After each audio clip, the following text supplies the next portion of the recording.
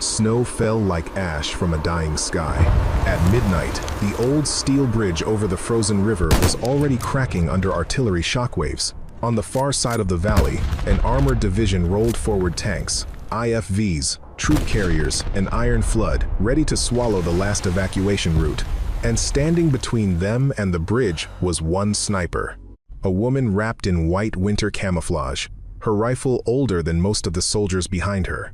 Command thought she was only delaying them, but the enemy officers knew the truth, because somewhere in the blizzard, a legend had returned.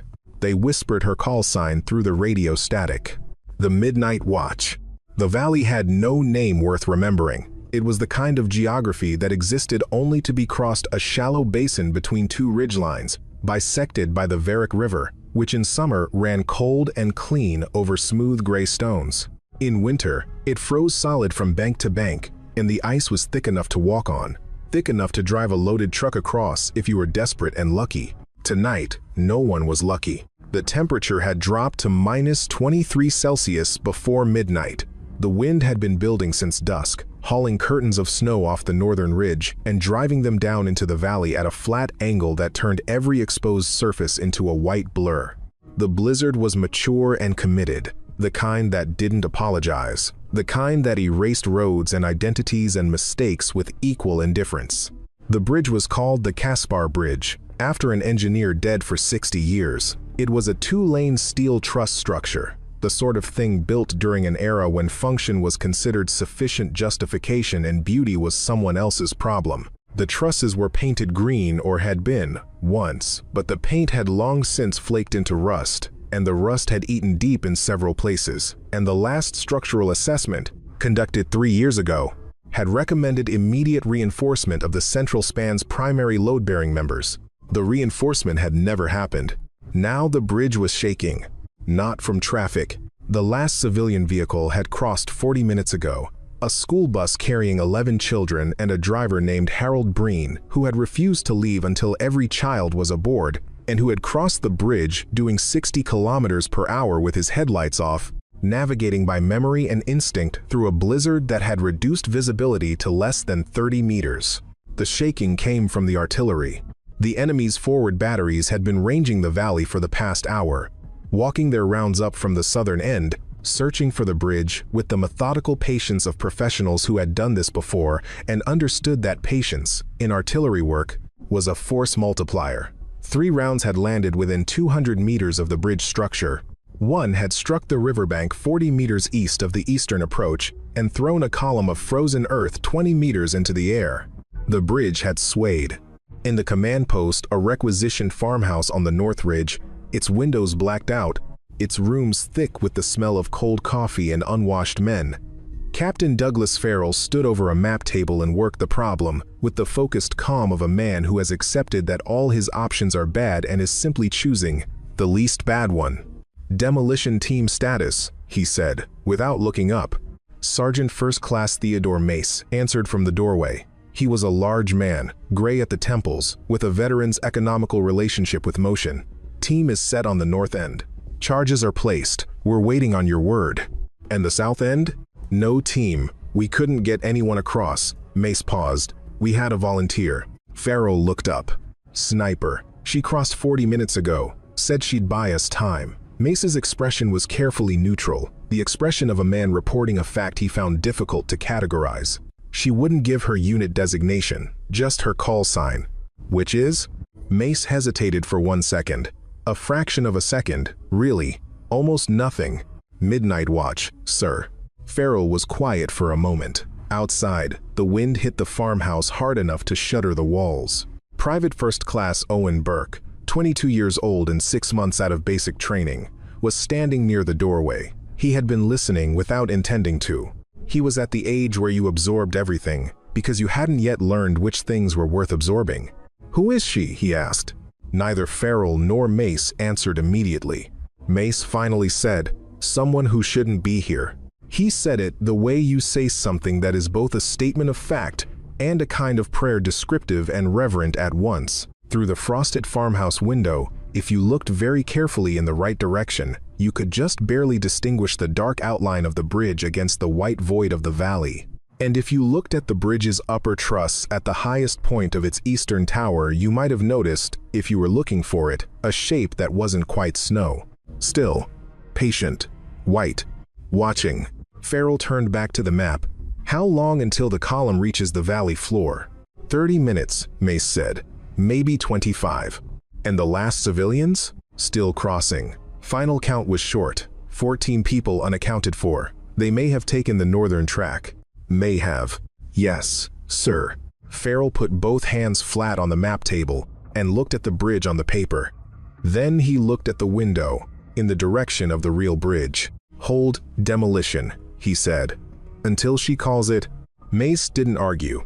That Owen Burke would remember later was perhaps the most significant thing that happened in that farmhouse, because Theodore Mace was not a man who held his tongue on matters of tactical judgment. He had opinions and he expressed them. But on this, he said nothing. He just nodded. Outside, the artillery walked another round into the valley. The bridge shook, and held, and waited. Her name, in another life, had been Catherine Reyes. That was the name on her discharge papers, filed 7 years ago in a government building in a city that had since changed administrations twice. The discharge papers cited a medical recommendation and a decorated service record and a commendation that used words like exceptional and unprecedented and career-defining in the kind of language that bureaucracies deploy when they want to acknowledge something they don't entirely understand. The name she used now was different. Most people who knew what she did didn't use her name at all.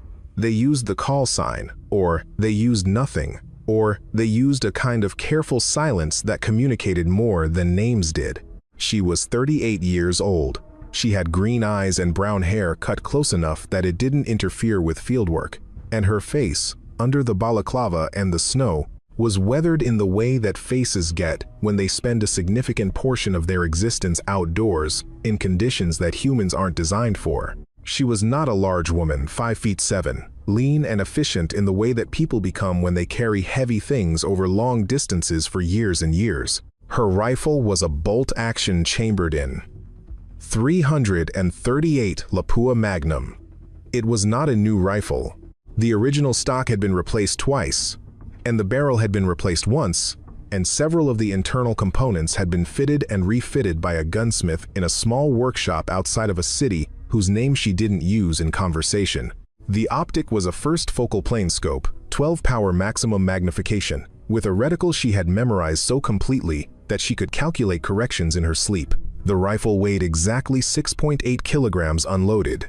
She knew this because she had weighed it herself on 3 separate scales and averaged the results. She knew the rifle the way surgeons know their instruments, not as a tool, exactly, but as an extension of a practiced and very specific intention. She was lying prone on the upper walkway of the bridge's eastern tower. Inside a ghillie suit, she had constructed herself over a period of 3 weeks from materials chosen for thermal signature suppression and visual texture. The suit was white and gray and pale blue, the colors of winter at night, and in the snow, in the dark, she was approximately invisible. She had been invisible before. She was comfortable with it. Her breathing was slow, 12 breaths per minute, even now, with the temperature at -23 and the wind driving ice crystals against every exposed surface. She had practiced breathing under stress for so long that slow breathing had become her default state, the way that some people's default state is anxiety or hunger or impatience. She had arrived at the bridge at 2,207 hours. It was now 2,248. She had spent 41 minutes in reconnaissance, studying the approaches, identifying fields of fire, memorizing the micro-topography of the valley floor as it emerged and retreated in the shifting curtains of the blizzard.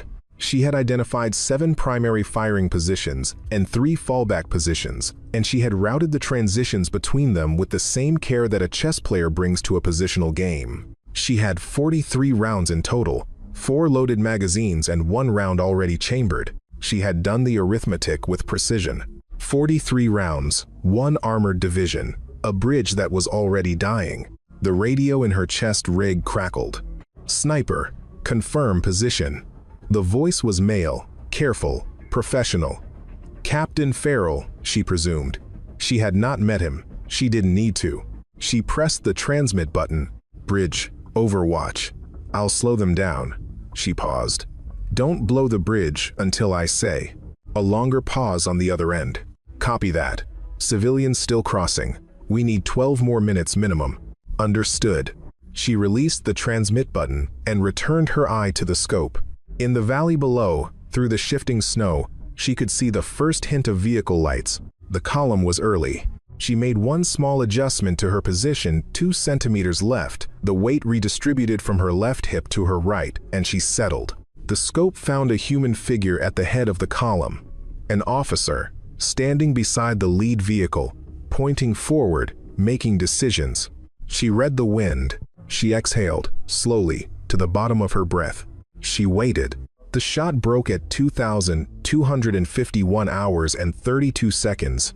It was audible for approximately 1.4 seconds in the valley before the wind took it and distributed it into the general noise of the blizzard, where it became indistinguishable from artillery echo and structural groan. The muzzle flash, if there was one, was invisible at this range in this snow. The thermal bloom of the discharge dissipated in under 2 seconds against the ambient background. The officer at the head of the column was a lieutenant colonel named Harlan Voss, though Catherine Reyes did not know his name and would not have found the information particularly relevant. He was 44 years old, a capable officer with a reputation for aggressive forward movement, and he had been standing beside his command vehicle for approximately 90 seconds when the round struck him. He was dead before the sound of the shot reached the column. The reaction was immediate, and professionally conditioned the soldiers near him dropped. The vehicle commanders buttoned up. Radio traffic spiked across multiple frequencies simultaneously. This was trained behavior, and it happened fast, and for approximately 40 seconds, the column's forward movement stopped entirely while the threat assessment protocols ground through their cycles. Catherine noted the time. 40 seconds. She had expected 30. The second shot came 3 minutes later. She had moved between the first and second shots 40 meters laterally along the bridge tower, using the structural steel as cover, her movement timed to a wind gust that masked the sound of her boots on the metal walkway. Her second firing position was lower and further north, with a different angle of approach to the valley floor. The second target was the AT weapons team, 2 soldiers carrying a man-portable anti-armor system, positioned 50 meters behind the lead vehicle. They were the primary threat to the bridge if the column attempted a direct assault on foot. One of them was setting up the weapon system when the round came through the blizzard at 840 meters per second. The second soldier dropped the weapon and ran. She let him run. She didn't fire at soldiers who were running away from the bridge. This was not sentiment, it was arithmetic. A soldier running away from the bridge was no longer a threat to the bridge. The third shot, at 2,259 hours, struck the primary radio antenna array of the command IFV, a vehicle she had identified by the concentration of antenna masts and the characteristic behavior pattern of the figures clustered around it. The antenna array shattered. The command vehicle's external communications dropped. She heard, distantly, across the valley, the sound of voices raised in urgent confusion. She was already moving to her third firing position. Below the bridge, on the south bank, she could hear the thin sounds of feet on ice. The last of the civilians, crossing on the frozen river beside the bridge, guided by one of her friendly soldiers with a red-filtered flashlight. 12 minutes, the captain had said. She had bought 4 so far. 8 more to go. The column was reorganizing. She could see them through the scope vehicles fanning left and right, trying to find angles, trying to establish where the fire was coming from. Experienced commanders. They would deduce her general position within the next 2 or 3 engagements, and then they would begin suppressing the bridge towers with heavy weapons. She picked her next target, the commander of the lead tank, who had opened his hatch and was scanning the bridge with optics. She read the wind again. The wind had shifted 3 degrees since her last shot. She made the correction without thinking about it, the way that a pianist makes corrections for the particular weight of an instrument they haven't played before. She breathed. She fired. The hatch slammed shut.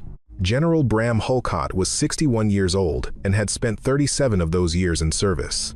He had commanded units in 4 separate conflicts, and he had the particular kind of knowledge that comes not from study but from exposure, the knowledge of what situations feel like, in their bones, before you can articulate what they are. This situation felt wrong. He was in the rear command vehicle, 6 kilometers from the valley, watching the tactical feed on a screen that was being updated with decreasing frequency as the communications disruption from the forward column cascaded through the network.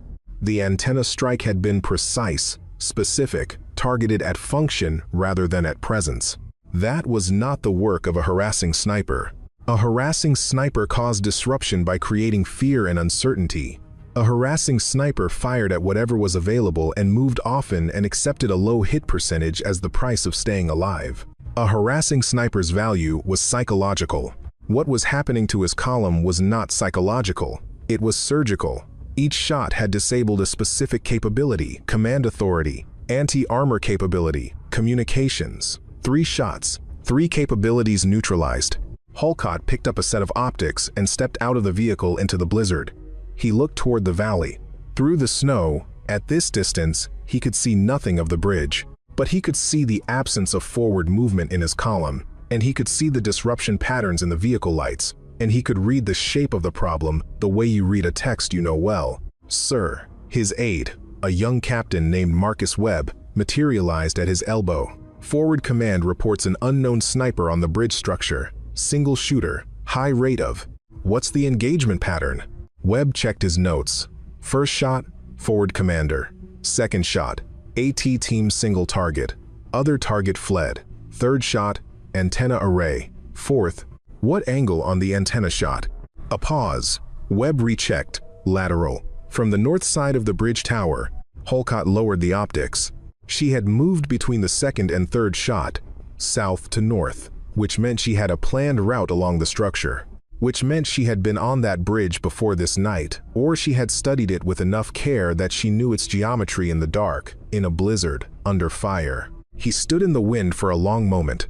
There were perhaps a dozen people alive on the planet who could put that pattern of shots together in those conditions with that level of precision. He had, over the course of a long career, cataloged them the way that a chess player catalogs opponents, not with hostility, but with the professional respect of someone who understood that the difference between a good player and a great one was the willingness to study the great ones. Send a recognition query to intelligence, he said. Call sign Midnight Watch. I want everything on file in the next 10 minutes. Webb didn't react to the name. He was too young. Halcott looked at the valley again. The bridge was the key. It had always been the key. Without the bridge, the column would need to find a crossing point either 20 kilometers north or 31 kilometers south, and either option would cost them 12 to 18 hours in this weather, which would cost them the timing of the broader offensive, which would cost them the element of surprise, which had been the foundational assumption of the entire operational plan. One sniper had, in the space of 10 minutes, put 12 to 18 hours of operational schedule at risk. Triple the suppression, he said. I want artillery walking every meter of that bridge structure. I want drones with thermal capability in the air in the next 5 minutes. And I want our best counter-sniper team at the front of the column. Yes, sir. He didn't say the name again, but he was thinking it. And the thinking had the quality of a man doing a calculation he wished had a different answer. He had seen her work once before, 7 years ago.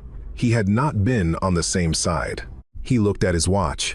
It was 2,308 hours. The evacuation corridor was still open. The artillery found the bridge at 2,314 hours. Not with a direct hit, not yet, but with close enough proximity that the overpressure from each impact rolled through the steel structure in a visible wave, a shudder that started at the foundation pylons and ran the length of the span and came out the far end as a groan so deep it was more felt than heard. Chunks of ice fell from the underside of the bridge deck into the frozen river below.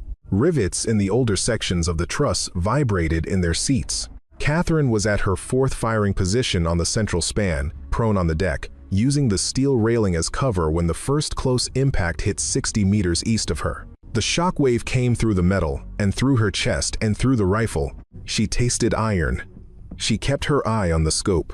The radio. Sniper, fall back. Bridge is taking fire. She pressed transmit. How many still crossing? A pause. Voices in the background. Someone counting. 7. Maybe 8. How long? 6 minutes. Maybe 7. Then I have 6 minutes. She released the button before the captain could argue. Another impact, this one northwest of the bridge, close enough that the flash lit the snowfall briefly orange. In the sudden light, she saw the column moving again, vehicles advancing in a staggered pattern, using the visibility disruption from the artillery barrage as cover for their approach. It was a coordinated tactic, and it told her that the general on the other side was thinking ahead. She identified the coordination officer, the vehicle that was managing the timing between the artillery and the advancing column. It had a distinctive antenna configuration on its roof, and it was moving in a pattern that was slightly too regular, slightly too timed to the artillery impacts to be coincidence. She could not take out an armored vehicle with a rifle round, but she could take out the antenna array. Again, she made the shot at 2,317 hours, from a range of 910 meters, through blizzard conditions that had reduced the effective crosswind correction window to fractions of a second. The round struck the primary uplink antenna. The coordination pattern immediately dissolved. Vehicles hesitated. Gaps opened in the advancing line. 2 IFVs nearly collided in the dark as their drivers lost the timing signal. Another impact on the bridge deck. This one close enough that a section of railing on the south side buckled outward and fell into the river. She smelled smoke. Something on the bridge's underside was burning, a utility conduit, she thought, ignited by a ricocheting fragment. She was at her 5th firing position before the echo of the impact died. One part of her mind was tracking the tactical situation with cold, continuous attention. Another part, a smaller part, quieter, working in the background the way the deepest programs run, was doing a different kind of accounting. The bridge was dying. She could hear it, the way you hear an old building in a strong wind, the sounds of a structure discovering the limits of its tolerance. The central span was the problem. The third pylon from the north had taken a near impact that had, she estimated, cracked the base. The crack would propagate. In this temperature, with this vibration load, the propagation would accelerate. She estimated, 15 minutes before the central span failed on its own. She had 4 magazines left. She started choosing targets with the particular discipline of someone who knows exactly what they have and exactly what they needed to do. The first tank reached the south approach ramp at 2,322 hours. It was a main battle tank. She identified the silhouette through the scope, and it was moving at approximately 12 kilometers per hour, which was cautious by operational standards, a speed that said the crew inside was uncertain, but following orders. Behind it, at 50-meter intervals, came 2 more tanks and then a line of IFVs carrying infantry.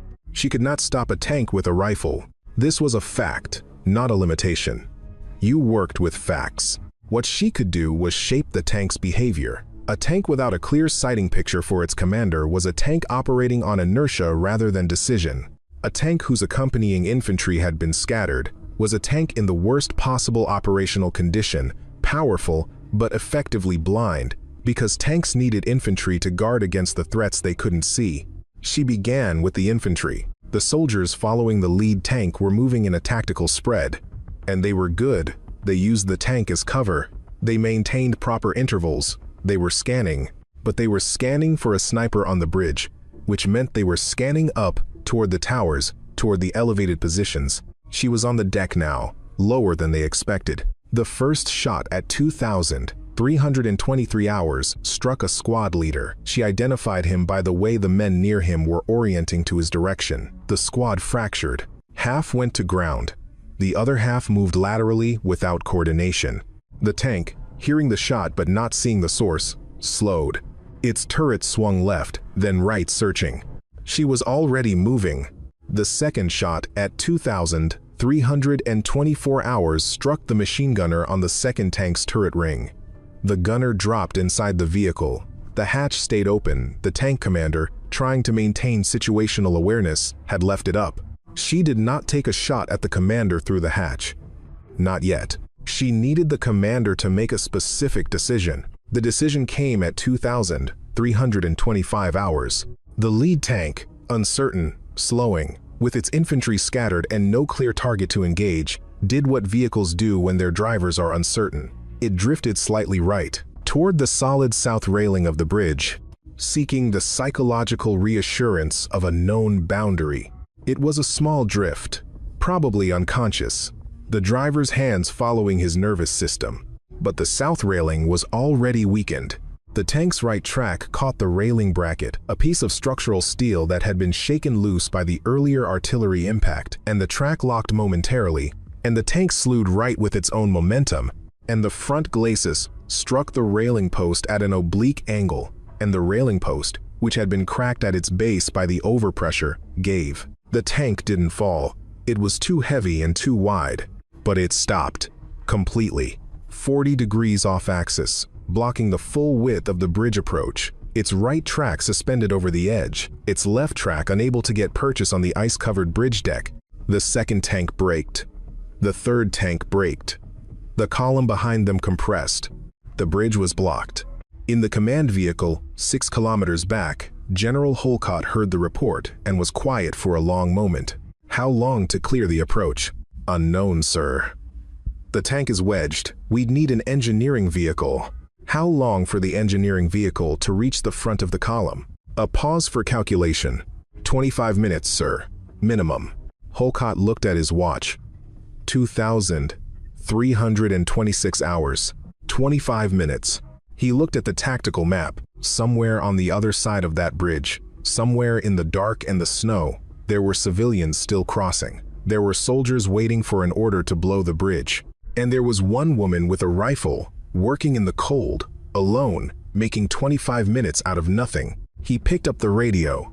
All units, cease artillery on bridge structure. Maintain counterfire on adjacent terrain. His aide looked at him.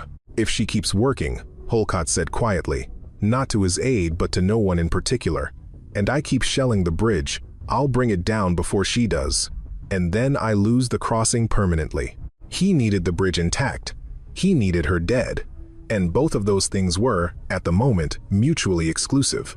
He had underestimated her once, 7 years ago. He wasn't going to do it again. Bring the counter-sniper team to the front.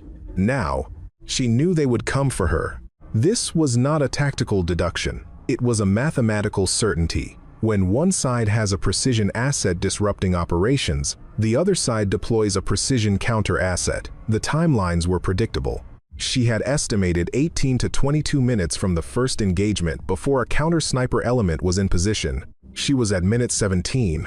She had already prepared for this. The counter-sniper team would be looking for 3 things: thermal signature, muzzle flash, and positional pattern. She had suppressed the first 2 through her equipment choices and firing discipline.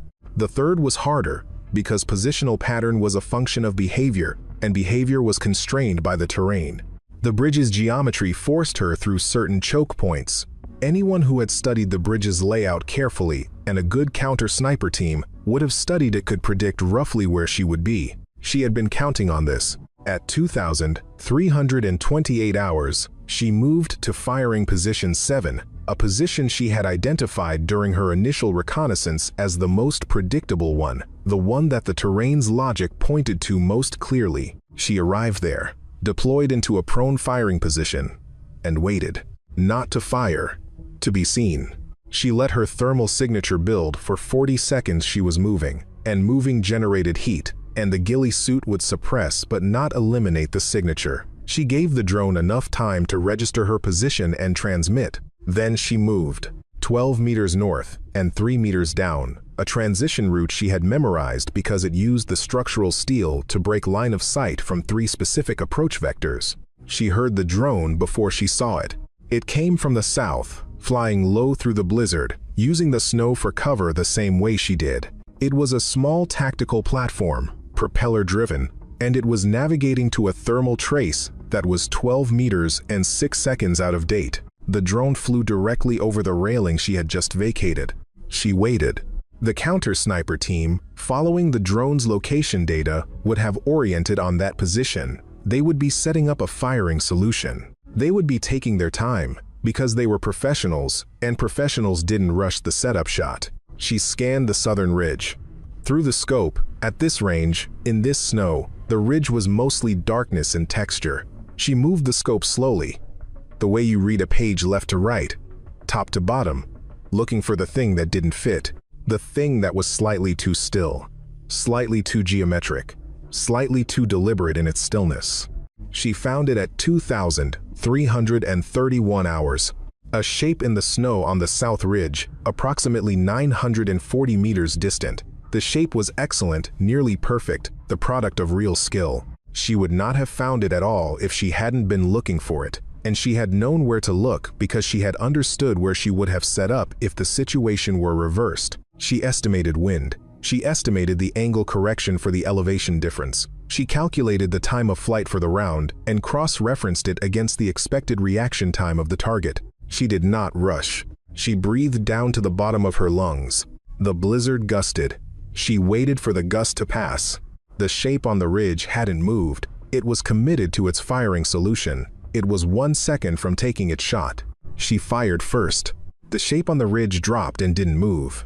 38 seconds later, the drone circled back, found no thermal trace in the position it had been tracking, and began a search spiral. She was already moving to firing position 3, a position she had visited earlier, one that the counter-sniper team would now discount as already used. Old trails looked cold. Cold trails looked safe. She understood how hunters thought, because she had spent most of her adult life being the thing that hunters were hunting. The radio crackled. Sniper. Captain Farrell's voice. Controlled, but not entirely. Something had changed. Last group is crossing. 4 minutes. She checked her ammunition. 6 rounds remaining. 1 magazine and 2 loose rounds. 4 minutes. She took stock with the efficiency of a surgeon counting instruments before closing. 6 rounds. 1 functioning firing position that still had a clear sightline to the column's approach. A bridge with, she estimated, perhaps 7 to 10 minutes of structural integrity remaining under current load conditions. A column that was reorganizing after the blockage she could hear. Across the valley, the sound of the engineering vehicle approaching the front. The civilian crossing was 4 minutes from completion. She needed 4 minutes. She would use the 6 rounds to buy the 4 minutes. The first round at 2,334 hours struck the forward observer for the artillery team, a soldier on foot at the edge of the column who was feeding coordinates to the rear batteries. Without the forward observer, the artillery would go dark for the 3 to 4 minutes required to recalibrate using drone feeds. She needed those 3 to 4 minutes. The second round at 2,335 hours struck the lead vehicle of the engineering element, not the vehicle itself, but the driver's vision block, which shattered under the impact. The driver stopped, and the 3 vehicles behind him stopped, because nobody drives forward when the vehicle in front has just been hit by unknown fire, and the engineering vehicle stopped 20 meters short of the approach. The bridge blockage held. The third and fourth rounds she fired them 40 seconds apart, at 2,336 and 2,336 to 40 she used differently, not to disable, to communicate.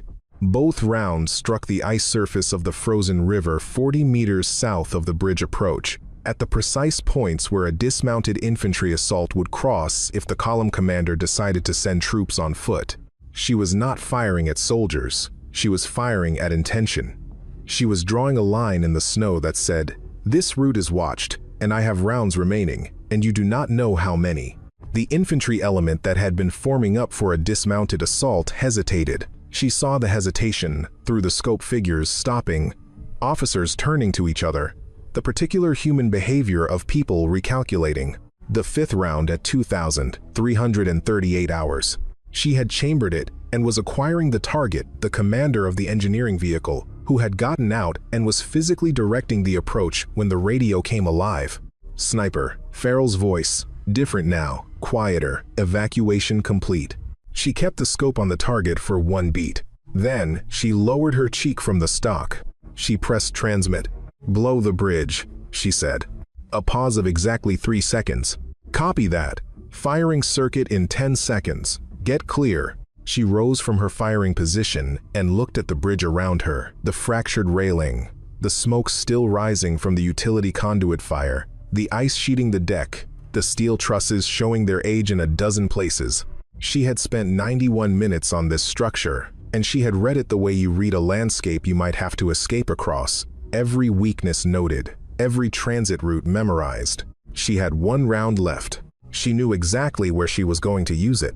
The demolition charges were set on the north end of the bridge, wired to a firing circuit held by Sergeant Mace on the north riverbank. He had been standing in the cold for 94 minutes with one hand on the initiator and his eyes fixed on the bridge, waiting. He initiated the circuit at 2,339 hours and 14 seconds. The charges were placed on the north end's primary pylons. The engineering team had done good work. 4 shaped charges oriented to sever the foundation connections and drop the north span into the river. Under normal conditions, this would have been sufficient to make the bridge impassable. The bridge, however, was not in normal conditions. The third pylon from the north, the one that had taken the near-impact crack at 2,317 hours, had been failing for 22 minutes. The crack had propagated exactly as Catherine had estimated, running up through the pylon's concrete core in a branching pattern that the external temperature had accelerated. The pylon was, at the moment of the demolition charge detonation, already at approximately 60% of its load-bearing capacity. The shock wave from the demolition charges reached the cracked pylon at the same instant that Catherine reached the south end of the central span, the weakest section, the one she had been tracking all night. She had her last round chambered. The lead tank had been moving again, the engineering vehicle had managed to push the stuck tank far enough to clear a single lane, and the column commander had ordered the advance resumed despite everything. The lead tank was on the south approach ramp, 40 meters from the central span. She put the last round through the driver's vision block at 2,339 hours and 22 seconds, 8 seconds after demolition initiation. The tank stopped. On the central span, the north end of the bridge was coming down. She could hear it, a sound like a building collapsing in slow motion, the steel yielding in a bass register groan that carried through the deck and through the soles of her feet and up through her legs into her chest. The north pylons gave. The north span dropped. The river ice cracked under 28 tons of falling steel. The shockwave ran south through the remaining structure. It reached the central span, the cracked pylon, the already weakened deck plates, the section that had been dying for 40 minutes, and it found exactly what Catherine had calculated it would find. The central span failed. Not cleanly, not all at once. First, the deck plates buckled upward, then the primary load-bearing truss on the east side fractured at a joint. The sound was like a rifle, shot amplified 100 times. And then, the weight of the stuck tank on the span tilted the deck 15 degrees toward the river.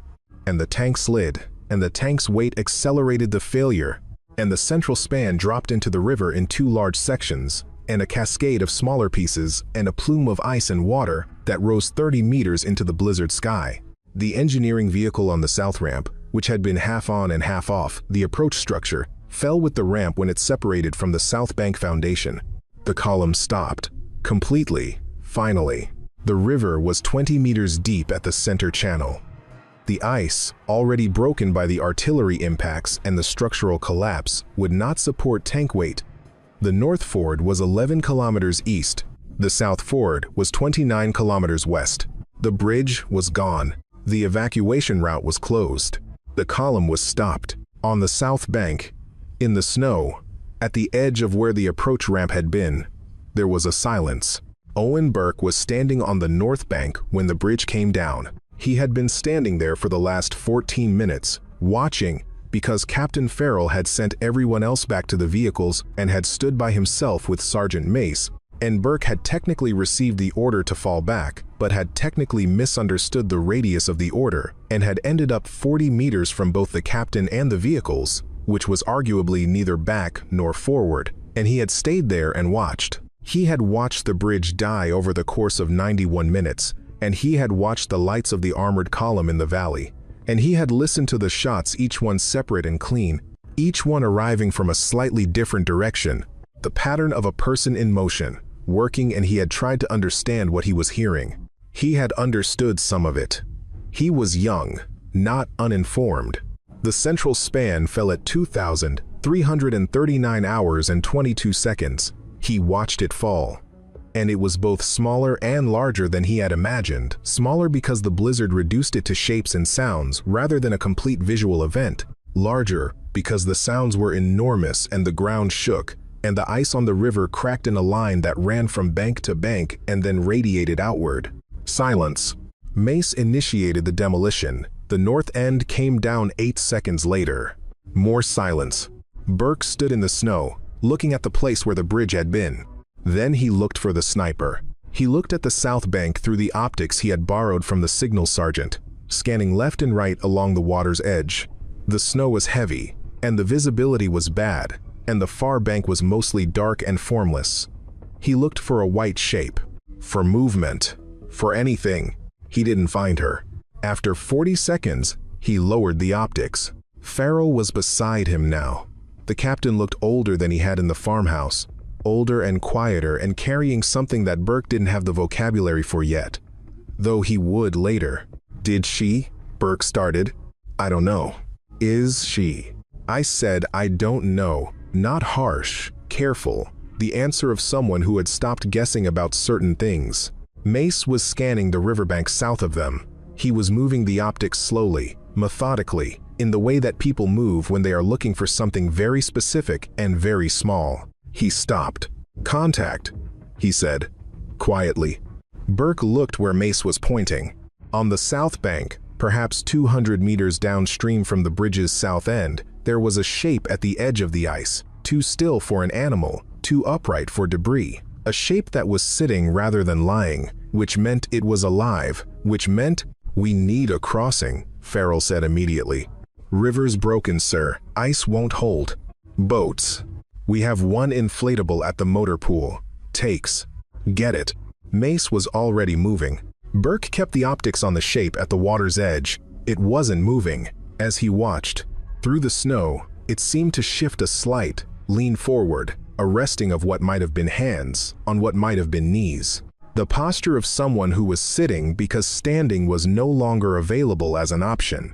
He watched the shape for the 22 minutes it took Mace to return with the inflatable. The shape stayed at the water's edge, in the snow, in the cold, with the broken bridge behind it and the stopped armored column across the valley and the blizzard coming down from the north.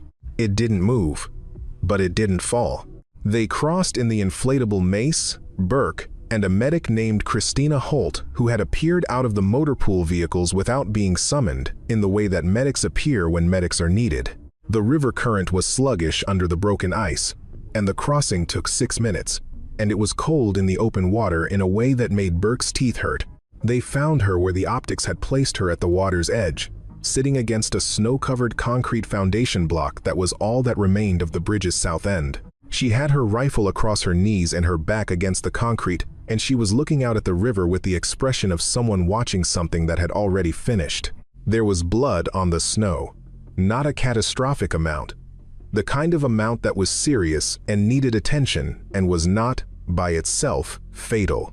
The wound was on her left side, just above the hip, a fragment, Holt determined, from the near impact at 2,317. It had been bleeding for 22 minutes and she had done nothing about it, because doing something about it would have required stopping, and stopping had not been an option. Holt worked on her without speaking. Burke stood and watched and tried to understand what he was looking at. She still had her rifle. She was still watching the river. It held long enough, she said.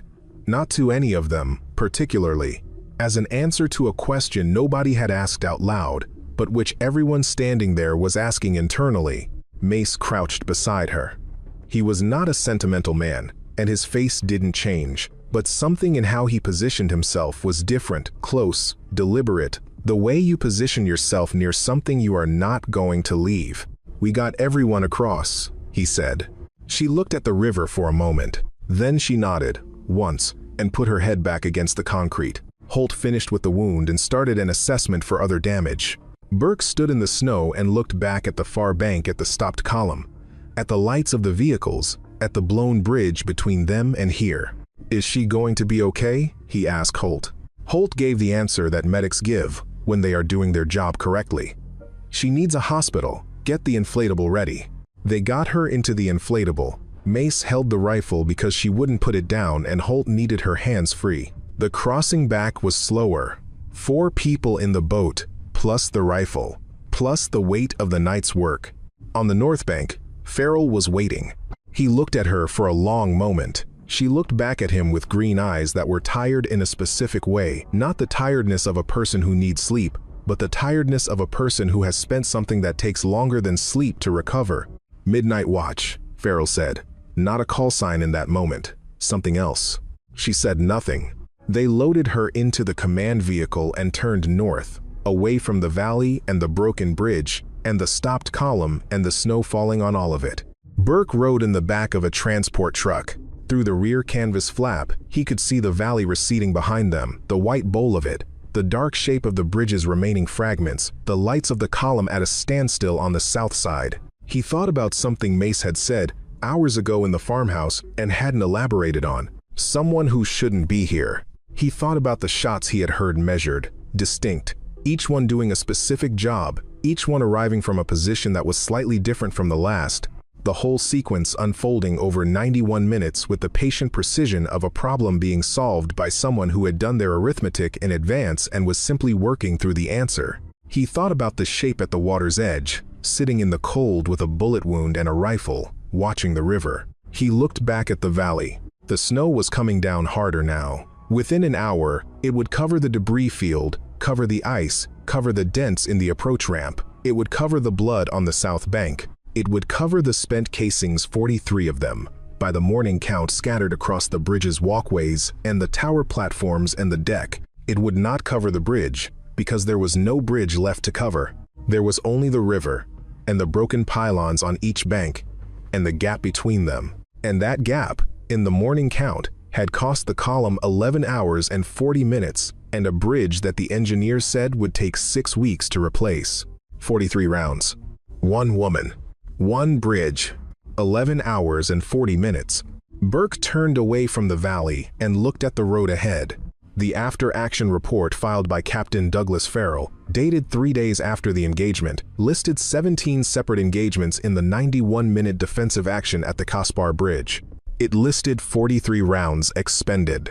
It listed casualties on the defensive side as 1 wounded, treated in field, transported to rear echelon medical facility, prognosis favorable. It listed the name of the defending sniper as unknown/call sign midnight watch.